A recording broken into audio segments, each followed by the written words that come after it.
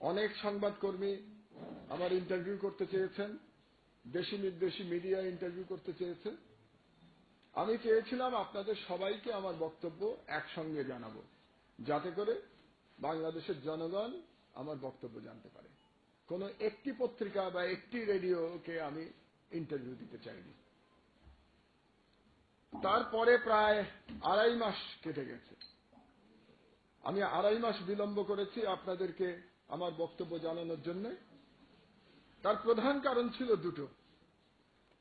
একটা আমার অসুস্থতা।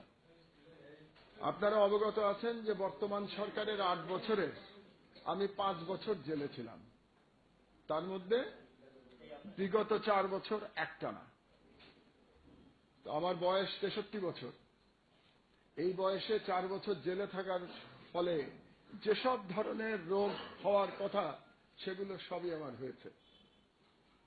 তার উপরে রিমান্ডে নির্যাতনের কারণে কিছু অতিরিক্ত রোগ যোগ হয়েছে। এবং এই কারণেই আপনারা জানেন যে সর্বপ্রথম আমি কাশিমপুর জেল থেকে বেরিয়ে ইউনাইটেড হাসপাতালে ভর্তি হয়েছিলাম। আপনাদেরকে আমি কিছু নথিপত্র দেব, যেগুলো আমার আজকের বক্তব্যের সঙ্গে প্রাসঙ্গিক হবে। সেগুলো আপনারা যখন রিপোর্ট তৈরি করবেন সেই রিপোর্টে সহায়তা করবে সেই নথিপত্রগুলো।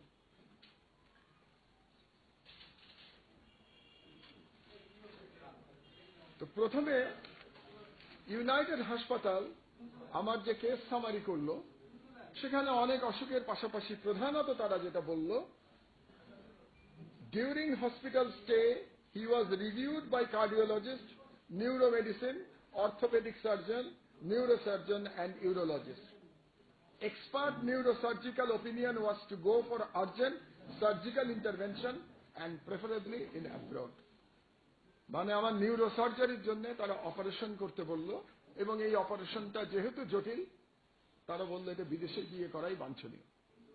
আপনারা জানেন যখন আমি মুক্তি পাই, সেই যে বেল ছিল, সেই বেলের একটা শর্ত ছিল যে আমার পাসপোর্ট জমা দিতে হবে। সেই শর্ত অনুযায়ী আমরা তখন আপিল বিভাগের কাছে ফিরে গেলাম যে আপিল বিভাগ যেহেতু আমার পাসপোর্ট রেখে দিয়েছে, আপিল বিভাগকে জানালাম যে আমার চিকিৎসার জন্য বাইরে যাওয়া প্রয়োজন, কাজেই আমার পাসপোর্টটি ফেরত দিন। আপিল বিভাগ বললেন যে তারা প্রাইভেট মেডিকেল কলেজের রিপোর্টটাকে ঠিক বিশ্বস্ত মনে করতে পারছেন না। এই জন্যে মাননীয় আপিল বিভাগ সুপ্রিম কোর্টের, তারা মেডিকেল কলেজে, ঢাকা মেডিকেল কলেজে 3 বিভাগীয় প্রধানের সমন্বয়ে একটা মেডিকেল বোর্ড গঠন করে দিলেন। সেই মেডিকেল বোর্ড আমাকে পরীক্ষা করে তারা রিপোর্ট দিল, এবং সেই রিপোর্টে ইউনাইটেড হাসপাতালে যে কথাগুলি বলেছিল সেই কথাগুলোই আরো মেডিকেল টার্মে বলল। তারা কি বলল? তারা বলল cervical spondylosis with right radiculopathy with right shoulder adhesive capsulitis with right lumbago sciatica.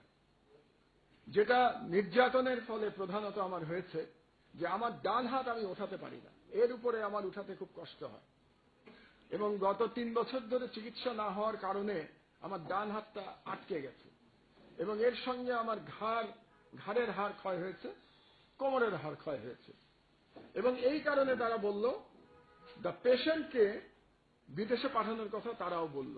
তারা বলল the patient may be evaluated for option of surgical intervention by other specialist in an advance centre. মানে বিদেশের কোন সেন্টারে গিয়ে specialist দেখানোর জন্য তারা বলল।